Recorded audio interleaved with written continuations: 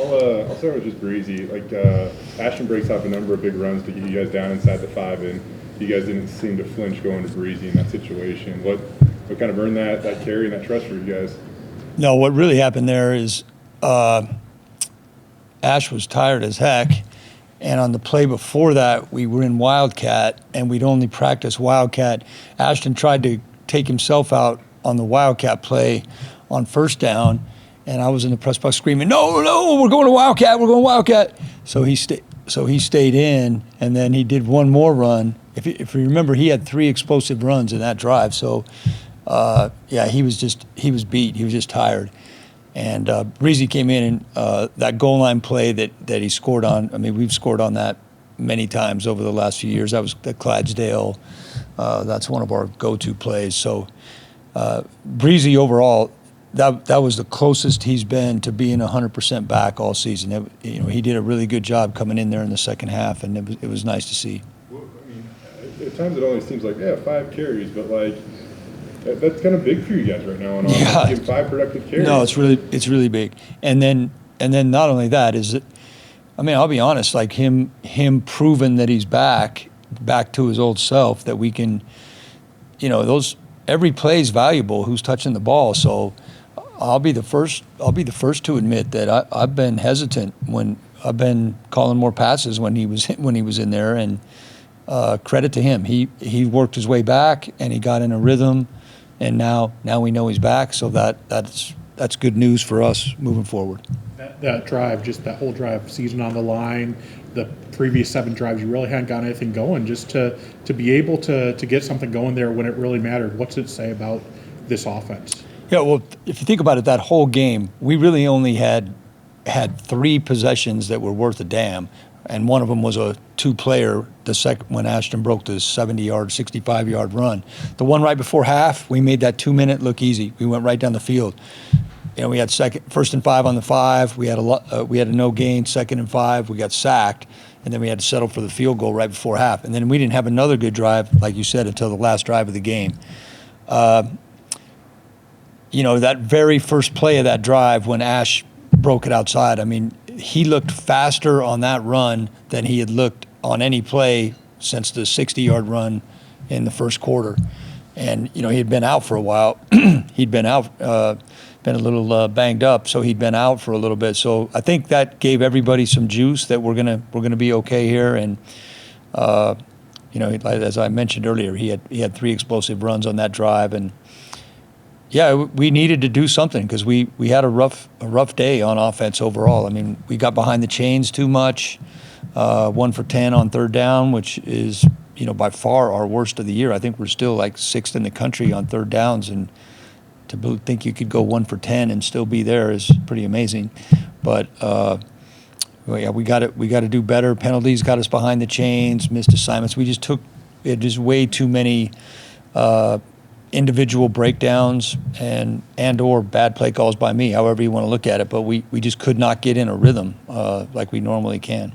But, usually on 3rd downs, you're not good. There's a pretty common thread when you struggle. But for you, what did you see on 3rd down? Well, number one, we had way too many 3rd and longs and not enough 3rd and mediums and 3rd and shorts, and that just goes back to what I said a minute ago about getting behind the chains. And not only did we get behind them, we got way behind the chains. Like we had 1st and 20, 2nd and 15, and those are tough. I mean, that's not the way that we're built to play right now.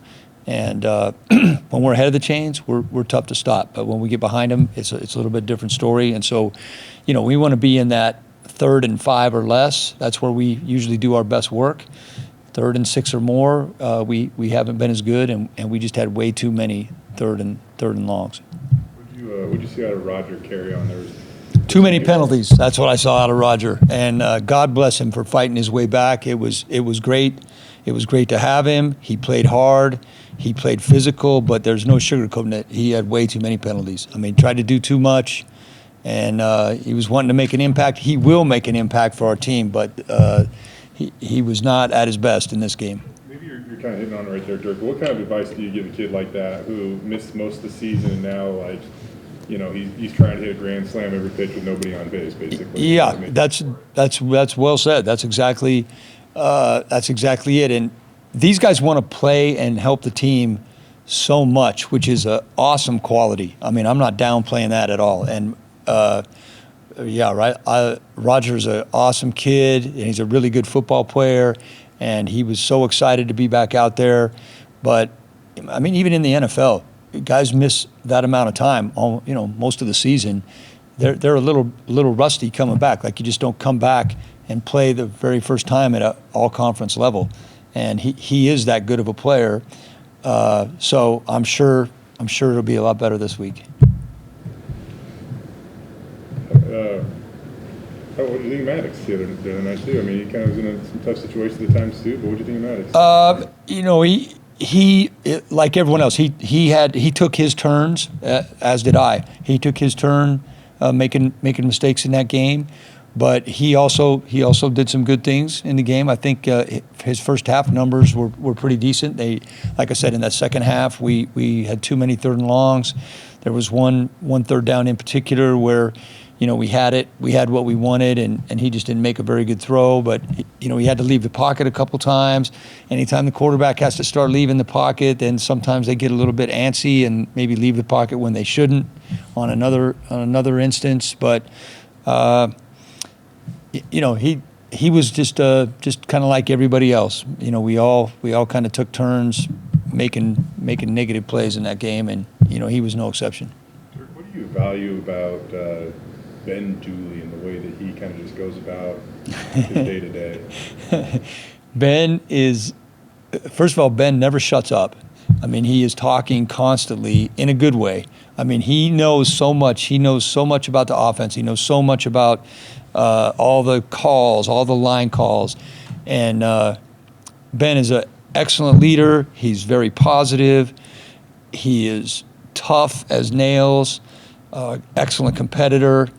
And, he's been here so long, it's just going to be seem very weird for Boise State offense to not have Ben Dooley for a 42nd consecutive season. So you recruited him in 2000, right? I did not recruit him. I didn't, but he looks like he could have been in that class. I mean, he's got a lot of eligibility.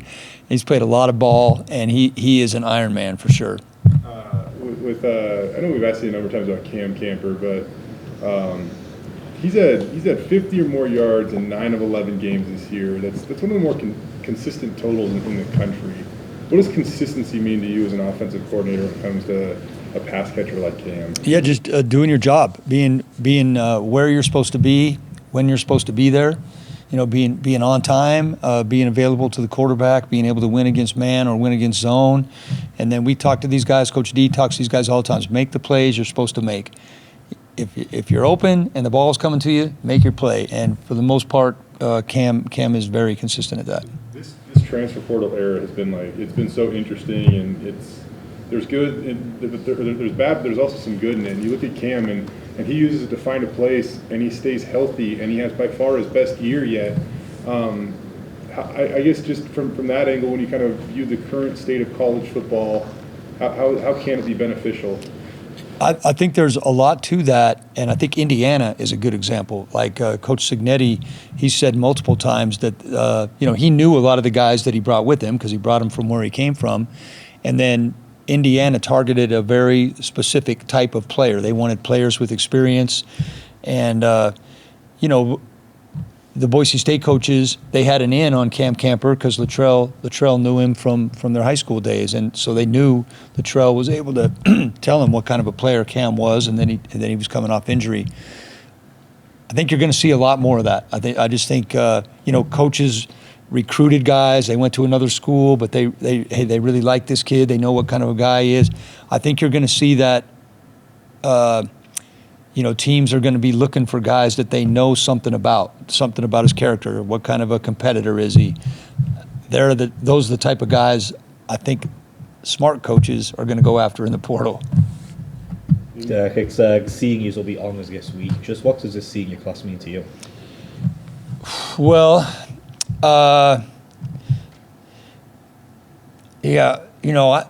my case is unique because I didn't recruit any of these guys. I haven't been here with them the whole time, so that's more of a question for the position coaches and for Coach D. I know when I was the head coach, and I recruited the guys, and I was with them for 4 or 5 years. I teared up on every one of them. You know, when I was the guy on the sideline and they're introducing them, and I teared up on every single guy because you know personal things of their personal journey. I don't know all those things about all of our seniors. I know they've overcome a lot. They've been through a lot in their career, starting with just like COVID, which, you know, how weird that was. And, you know, right now, hey, winning 9 games in a row is hard. Like, look around the country. These guys have done a lot to get Boise State football back to where it needs to be and where it should be. So that I'm proud of all those guys for that. But yeah, I don't know all the personal. I probably won't tear up this year. Spencer says that he's going to write letters for all of them. Did you used to do anything back when you were head coach, anything special? Spencer is a way better man than me if he's writing letters to all those guys. I told you I teared up on each one of them. I'll get a camera on him, see if he tears up. I'll bet he does. He says he will. Yeah, he will. The running back troop, I don't know if it's been all year, but at least most of the year, they've come out to warm up shirtless.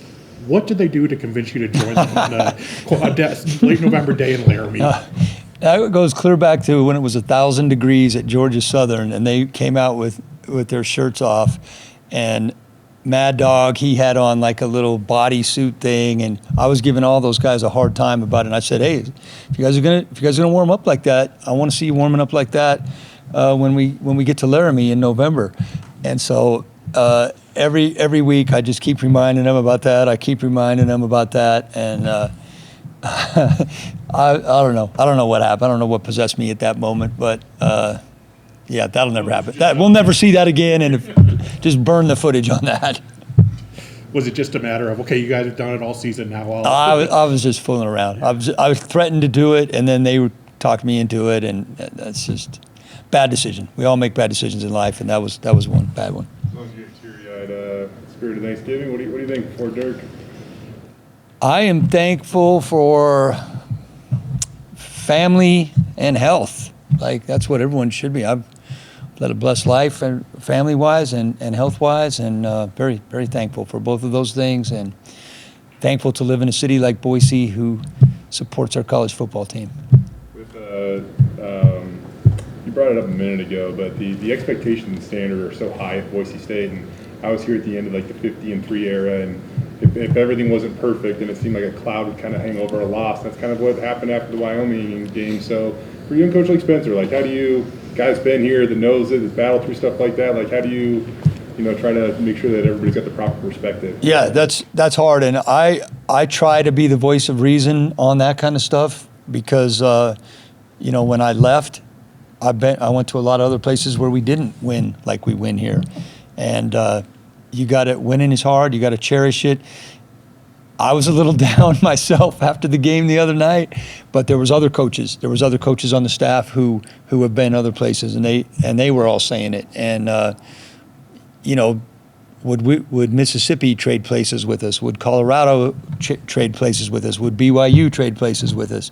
Of course. I mean, like I said, winning 9 in a row and 10-win seasons are hard to come by. We do have a tendency here to somewhat take those for granted, but we shouldn't. We absolutely should not. I don't know if we've ever directly asked you this when it comes to Ashton. We're about 2.5 weeks away from Heisman ballots being submitted. Is Ashton Jeanty, in your opinion, I mean, probably know the answer, but should he be the Heisman Trophy winner this year, Dirk? I don't have a vote on that. There's other fantastic players in the country. I mean, the kid of Colorado playing both ways. I mean, that is very impressive to play that kind of play and be productive. That's impressive. Ashton, no one can argue with his stats. I mean, Dylan Gabriel's thrown for 80 million yards in his career through, however many, 3, 4 schools or whatever he's been at, and there's some good candidates. People smarter than me are voting. I don't have a vote. I would vote for Ashton because I know him, but I think there's plenty of deserving guys, or a few deserving guys. Good? All right.